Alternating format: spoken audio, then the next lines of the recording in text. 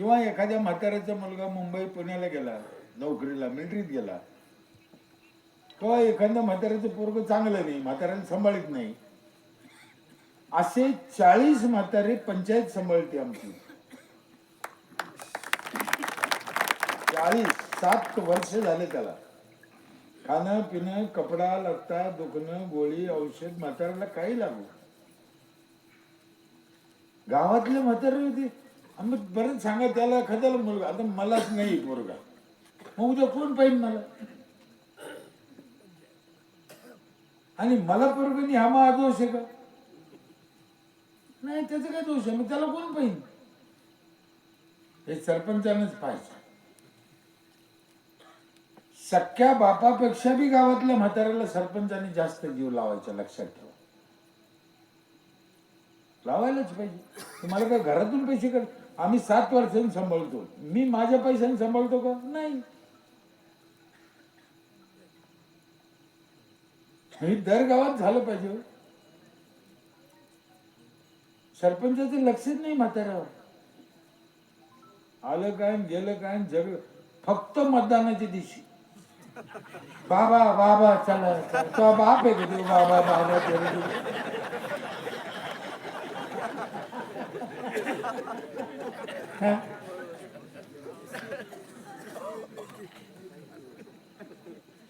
गावातल्या म्हाताऱ्याची काळजी घेतलीच पाहिजे, लक्षात. राशन दुकान पण आमचंच आहे, पंचायतचं आहे. एक छटाक गावाचं लफडं होत नाही, भाव जादा नाही. जे सरकारचं आहे तेच. पंचायतीने धंदे केले पाहिजे, उद्योग केला पाहिजे, पैसा कमवला पाहिजे, लोकांना सुविधा दिल्या पाहिजे. संपलं. काय सिंपल आहे ना, लई साधं नाही. याच्यात आहे काय अवघड? मोटरसायकल 4 व्हीलर मध्ये हवा भरायचं मशीन बी आमचंच आहे गावाला. मग गावातली एखाद्याची गाडी हवा गेली मग त्यानं कुठे भर? हे नवीन गाड्या निघाल्या की चार्जिंग पाहिलं इकडे आले. गावातल्या जेवढ्या गाड्या आहे सगळ्या चार्जिंग पंचायत करून देतो आमची. घरी चार्जिंग करायचं नाही, पंचायतचे चार्जिंग पॉइंट आहे 2-4 ठिकाणी. इथे गाडी आणून लावा, चार्जिंग करून द्या, फुकट. पैसे किती घेतले आम्ही ध्यानात आहे ना?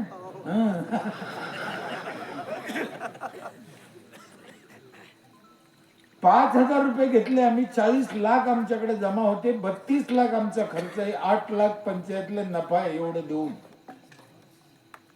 8 लाख नफा आहे. नफा आहे साहेब 8 लाख. आम्ही घाट्यात नाही जात. कसं करत असं होत हे? आणि दर गावात व्हायलाच पाहिजे. माझ्या गावात 1 इंच जागा रोड करायचं, काँक्रीट करायचं किंवा गट्टू बसायचं राहिली नाही. 1 इंच एवढी तुम्ही बिगर चपलाची हिंड तुमच्या पायाला माती लागायची नाही. 1 खडा नाही, खडा गावात 1 खडा एवढा तुम्हाला सापडायचंच नाही. सकाळी 7च्या नंतर आमचं गाव झाडून घेत नाही. कळलं का? काय म्हणलं मी? 7च्या नंतर गाव झाडायचं नाही, 7च्या आधी झाडायचं. पहाटे 2ला झाडायला लागत. लोक उठल्यावर झाडायचं नाही, त्यांच्या अंगावर उडेल ना.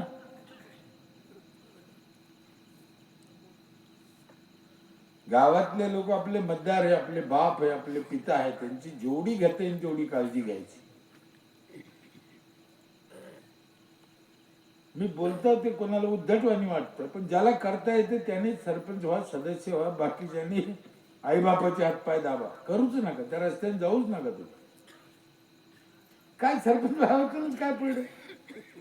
आणि आणखीन सांगतो तुम्हाला, मी 25 वर्ष सरपंच होतो. मला अर्धी ग्रामपंचायत कळली. किती? हे गाव तू काय वार आहे? 2 वर्ष तू राह, 2 वर्ष त्या बापा सातवार आहे का? 2 वर्ष तू राह, 2 वर्ष तू राह. सरपंच बदलायचं नाही, लक्षात ठेवा. आपण दरवेळेस सरपंच बदलितो, काय कळन त्याला? ग्रामसेवक बदलायचं नाही, सरपंच बदलायचं नाही. काम नाही ऐकलं तर कपडे काढून आणा, पण बदलायचे नाही. 5-5 वर्ष तर कळायला लागत आहे हो. बदलिल्यावर काय कळलं ना. दुसरं त्या ग्रामसेवकाला गावात आल्यावर जीव लावा, त्याच्या संग गोड बोला, त्याला भाऊ दादा करा. साहेब चहा पिता का, तुमचे आईबाप बरे आहे का, पोरग बरे आहे का, किती मार्क पडले, असं गोड बोला. 350 योजना आहे सरकारच्या, 350. हे ग्रामसेवकालाच माहिती. तुम्ही तो गावात आला आणि तुम्ही भाव केला,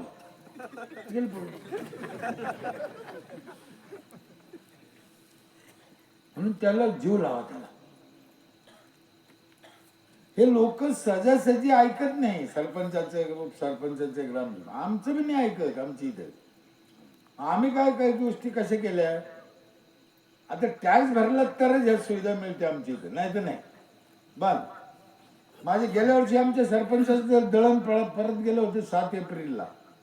सरपंचाचं रनिंग सरपंचाचं दळण परत गेलं होतं आणि ती 4 दिवस झाले पैसे 9 साल लागून नाही दळून दिलं त्या कर्मचाऱ्यांना. हट.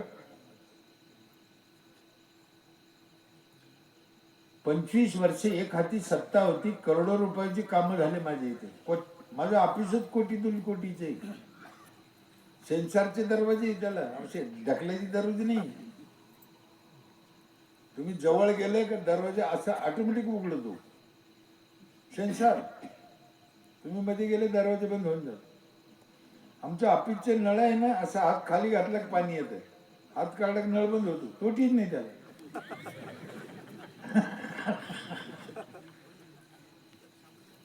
याच्या मागच्या अनेक कारण आहे, एवढं सांगायला वेळ नाही मला. म्हणून हे सगळ्या काळजी घ्यायच्या, पण लोक तसं ऐकत नाही. मी सांगितलं ना, आम्ही काय केलं, प्लास्टिक 20 रुपयाने घेतलं, बरोबर द्यायला लागलं. असं या लोकांकडून असं करून घ्यायचं. लग्नाची नोंद करीत नाही बाय, तांब्या घेतली तर नाव टाकी ती, नवऱ्याचं नाव टाकायला लाज वाटत. बिगर नोंदीच हे सगळं कारभार, नोंदच नाही. आणि लग्नाची नोंद नाही केली तर प्रॉपर्टी नावावर करायची कशी.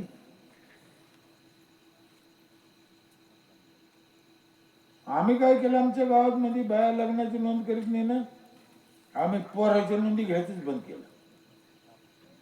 जिच्याकडे लग्नाचे सर्टिफिकेट असेल तिचे पोरं लिहू, बाकीचे नाही. एक बाई म्हणे काऊन नाही लिहायचे, म्हणलं आणलं कुठून. मग तेव्हा लोकांना कळलं त्याचं महत्व. आता लग्नाची नोंदी करायला लागले. आणि लग्नाची नोंद करायची असेल ना, शाळेचा दाखला जोडायला लागत.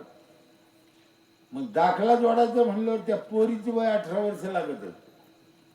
लहान पोरीचे लग्न ऑटोमॅटिक होत नाही. माहिती किती भारी. मेलेल्या माणसाची नोंद करीत नाही, लोक जात नाही ऑफिसात. नोंद करा बाबा, 6 महिन्यांनी जातो, मग बापा दाखला द्या. कसं काय मिळेल.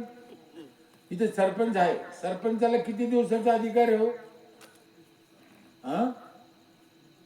सरपंच बरोबर आहे, 20 दिवसाचा अधिकार आहे फक्त सरपंचाला लिहायचा. 20 दिवसाच्या नंतर त्याला लिहिता येत नाही, त्याला दाखलाच देता येत नाही. हे लोकांना माहित नाही. आणि मग तो देत नाही, मग गावात वाद होतो, किरकिर होती. मग त्याला तिकडे जावं लागतं, तहसीलदाराकडे, कोर्टात वकील लावा, 1000-500 खर्च करा, आणा. आम्ही काय केलं माहिती आहे का, कटकटीपेक्षा ज्याच्या घरी मैत झाली तो जरी नाही आला, कोणाच्या हाती अर्ज पाठीला, त्याच्या बापाच्या मैतीला 3000 रुपये देतो आम्ही. ते मात्र घरात ठेवतो पहिले.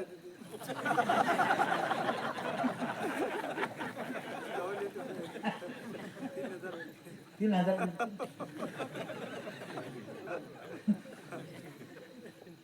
करा, तरी मी नफ्यात देणार 8 लाखाला. मग काय बिघडतं, करायला काय हरकत आहे. साप मेला पाहिजे, काठी नाही मोडली पाहिजे. सरपंचाने डोक्यानं कामं करायची. आणि एक गोष्ट, किती केलं सरपंचाने गावासाठी, तर गावातले लोक काही त्याला चांगलं म्हणायचे. हे लोकांचा नियम आहे, लोक तशीच आहे. वाद भांडणं कटकटी हे बंद करा हो. कशाला आता किती दिवस भांडायचं हो. आम्हाला 100 वर्षाचं आयुष्य मिळालं पाहिजे, आमच्या पुढच्या पिढीला मिळालं पाहिजे. ज्या जुन्या प्रथा आहे ना, ज्या चांगल्या आहे त्या ठेवा, ज्या चांगल्या नाही त्या सोडून द्या. कवर धरून बसतात ते. आता हे पोरी बसल्या इथे. ओ ताई, हे समोर ती बारकी कितीला आहे का तुम्हाला? तू तिसरा. उभा राहा बरं, तिसरी वाली उभा राहा. हा, तिकडे तोंड कर. बघा, पंजाबी ड्रेस, जॅकेट बिकेट भारी बस कटिंग बिटिंग करते. प्रथा म्हणते तुम्ही. नाही, मी राखीचं सांगितलं ना तुम्हाला, आईची राख पाण्यात नका टाकू, खड्ड्यात टाका. एखादी म्हातारी सकाळी डोकं फोडीन. ती काय म्हणेन माहितीये का? एवढं रातची सांगत होता, पण पहिल्यापासून आपली प्रथा आहे पाण्यातच टाकायचं. हे प्रथानं मातीत घातलं. ज्या चांगल्या गोष्टी आहे ना त्या प्रथा ठेवा, ज्या चांगल्या नाही सोडून द्या. त्याला काय धरून बसतात? मी हे पोरीला काऊन उभं केलं माहितीये का? तुम्ही म्हणता ना आमची प्रथा आहे. मग हिची आजी असे कपडे घालते होती का? हा, प्रथा बदलेली ना. पण जे चांगलं आहे ते ठेवा, जे चांगलं नाही ते सोडून द्या. आता कशाला अडचणी करता? बदला. पुन्हा सांगतो, चांगलं पाणी प्या, झाडं भरपूर लावा, फळाचे लावा, पोराला शिकवा, संस्कार द्या. गावात धार्मिक वातावरण, सप्ताह, कीर्तन हे करायलाच पाहिजे. पण ते कशासाठी करायचे हे समजलं पाहिजे. सगळ्यात सोपा ग्रंथ आहे ग्रामगीता. तुकडोजी महाराजांनी एवढं सोपंच आहे. एक शब्द कामाचा आहे. कशाला फिरतो व्यर्थ, तुझं गावच नाही का फिरतो? काय पाहिजे याच्यापेक्षा? बरं, तुकडोजी महाराज नुसते बोलले नाही, मोजरी त्याने करून दाखवली. कसं असा गाव, कसं असावं, रस्ते कसे असावं, शौच खड्डे कसं असावं, झाड मोजरीचं जो बघा तुम्ही,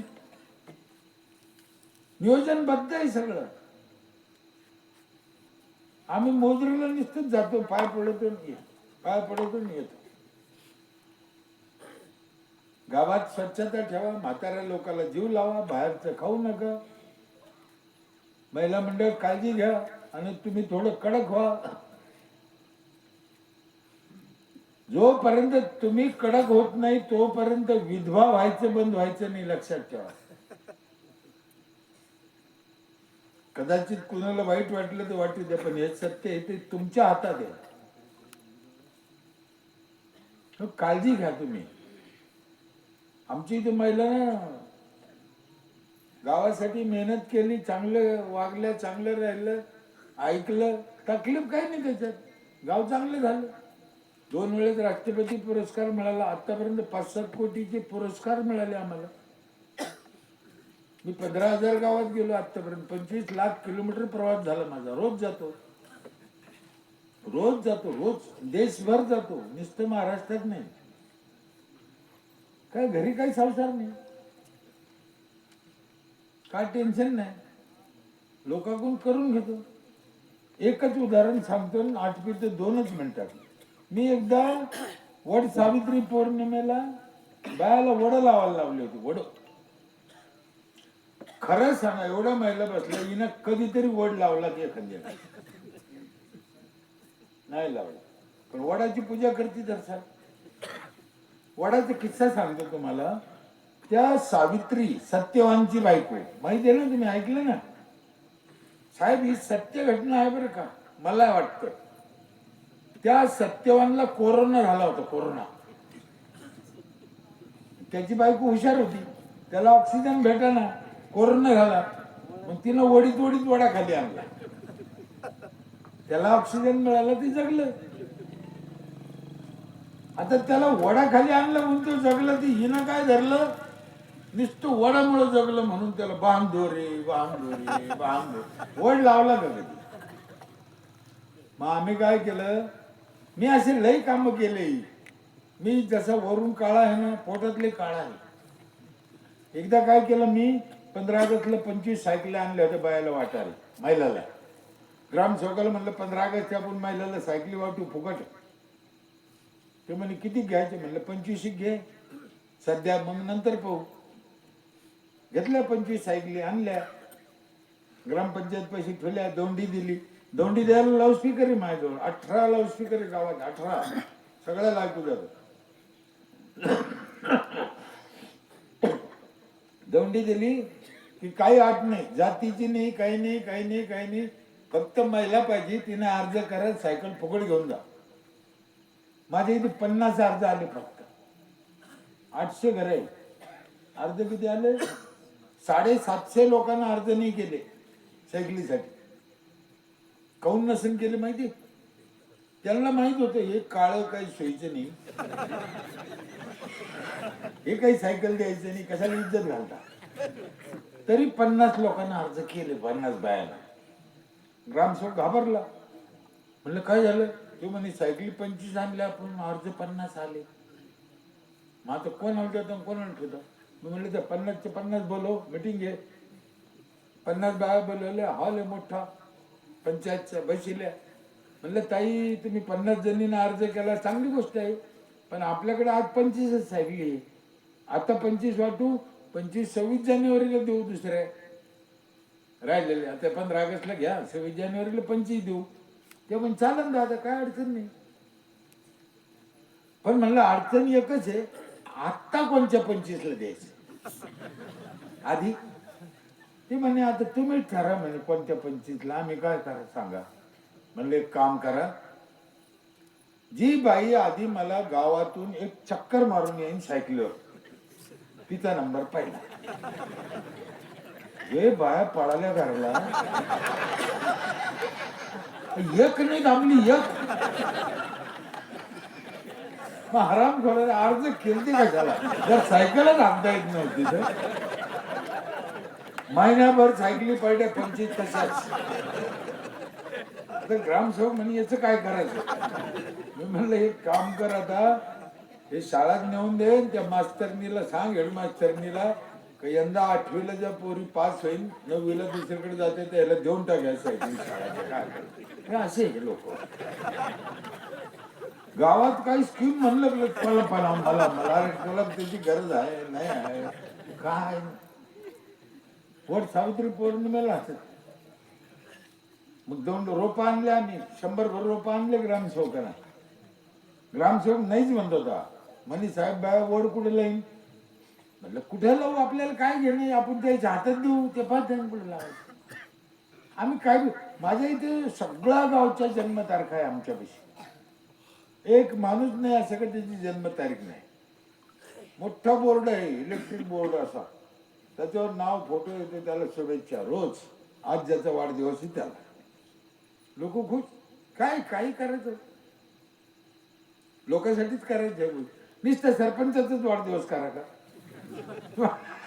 गावातल्या लोकांचं नको. वडाचे रोपं आणले, लाऊडस्पीकर मध्ये दोंडी दिली, शिपायाचं लिहून दिली. महिला मंडळ नीट ऐका, डोकं शांत ठेवून, 1 मिनिटात आठवण. काय दोंडी दिली? उद्या वट सावित्री पौर्णिमा आहे, वडाच्या झाडाची पूजा करणं लई पवित्र काम. वट सावित्री पौर्णिमेला वडाची पूजा करणं लय पुण्याचं काम आहे. प्रत्येक महिलानं वडाची पूजा केलीच पाहिजे, दोंडीत सांगितलं. पण आपले आपले वड पूजा, दुसऱ्याचे वड पूजू नका.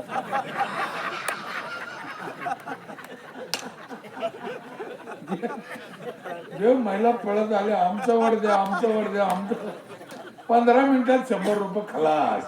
बाकीच्या महिलाला वड उरले घेऊन आमचे वड कुठे, आमचा रोग म्हणलं आता संपल्या, एवढे तुमचे दूर. काही महिलांनी ज्या आमच्या वयाच्या होत्या, आमच्या जवळच्या होत्या, ते मला म्हणे भास्कर तो रोप दिले ठीक आहे म्हणे, काय म्हणणं नाही, चांगलं केलं म्हणे, पण तू सांग म्हणे हे वड लावायचं कुठं? गल्लीत वड लावता येतो का? बारक्या 10 फुटा 20 फुटा वड लावून चालन का? म्हणजे कुठे लावा म्हणे, काय तो आमच्या डोक्याला ताण केला म्हणे, आता कुठे लावा. तुम्हाला मी सांगतो माता भगिनी, तुम्ही बी माझ्या लाडक्या बहिणीची. ठीक आहे, नाही 1500 देत मी तुम्हाला, पण सल्ला तर देऊ शकतो. सल्ला 1500 खाली मागायचं आणि घ्यायला तिथे जाते काय. काय सल्ला देतो तुम्हाला नीट ऐका. मग त्या आमच्या माता भगिनीला सांगितलं, तुम्हाला सांगतो, वड लावायचाच पण कुंडीत लावायचा. पुढं कुंडीत लावायचा, वट्यावर ठेवायचा. वड हा असं झाड आहे ते दिवसा बी ऑक्सिजन देतं आणि रात्री बी देतं. हे बाकीचे झाड रात्री ऑक्सिजन देत नाही, पण आपल्याला लागतो की नाही रात्री ऑक्सिजन लागतो, पण दुसरे झाड रात्री देत नाही. वड आणि तुळस हे दोन झाड रात्री पण ऑक्सिजन देतात, म्हणून वट्यावर लावायचा. आणि वट्यावर जर कुंडीत लावला तर त्याचा सगळ्यात फायदा, इतका मोठा फायदा आहे, सांगू ना. महिला मंडळ ध्यानात ठेवतात ना. कुंडीत जर वड लावला वाट्यावर, तर आपला वड आपल्या डोळ्यापुढे राहतो.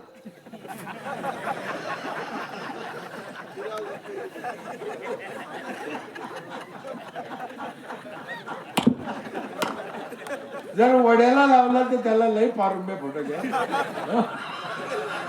वड वड वट्यावरच पाहिजे, डोळ्यापुढेच पाहिजे. माणूस मोठा हुशार आहे, त्याने तुळस वाट्यावर लावायला लावली, तुळस डोळ्यापुढे ठेवली. कळलं का नाही? त्याने तुळस डोळ्यापुढे ठेवली. मग तुम्हाला कधी कळा, वड पण डोळ्यापुढेच पाहिजे. म्हणून वड आणि तुळस दोन्ही शेजारी शेजारी, दोघं डोळ्यापुढे कुणालाकडेच पाहिलं पाहिजे. गमतीचा विषय सोडा, हे दोन्ही झाड पवित्र आहे. पिप्पळ पण पवित्र आहे, लिंब पण पवित्र आहे. अशी झाडं गावात पाहिजे. फळाचे पण पाहिजे. चांगलं पाणी प्या, झाडं भरपूर लावा, फळाचे लावा, मुलांना शिकवा, बाहेरचं खाऊ नका, साफसफाई ठेवा, म्हाताऱ्या लोकांना जीव लावा, 100 वर्ष जगा. पैसा कमवा, कोणी मना केली, पैसा कमवायचाच आहे, पण चांगल्या मार्गाने पैसा कमवा, चांगल्या मार्गाने खर्चा. 25 वर्ष एक हाती सत्ता होती माझ्याकडे, कोट्यावधी रुपयाचे काम केले, मला कोणी विचारत नव्हतं, मी कोणाचं ऐकत बी नव्हतं. मला 5 मुली आहेत ताई, सरपंच साहेब नीट ऐका, 5 मुली आहे मला. 5ही मुलीची शपथ खाऊन सांगतो, 25 वर्षात 25 रुपयाचं लफडं केलं नाही, करायचं नाही. त्याच्यासाठी जन्माला आलो का आम्ही, शेण खायचं नाही, मग होऊ शकतं. मीच का लई छान आहे.